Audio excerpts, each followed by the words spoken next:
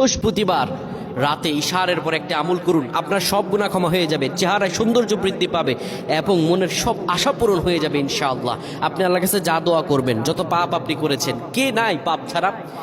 প্রিয় ভাইরা আমার, আপনি আমলটি শেয়ার করে দিবেন। আপনি আমল না করে সওয়াব পেতে পারেন। সেটি কিভাবে জানেন? রাসূল সাল্লাল্লাহু আলাইহি সাল্লাম বলেন, বাল্লিগু আন্নি ওয়ালাউ আয়া। একটি আয়াত, একটি হাদিস, একটি আমল যখন তুমি জানতে পারো, সেটি শেয়ার করে দাও, সেটি সবার কাছে, তোমার ভাইদের কাছে জানিয়ে দাও।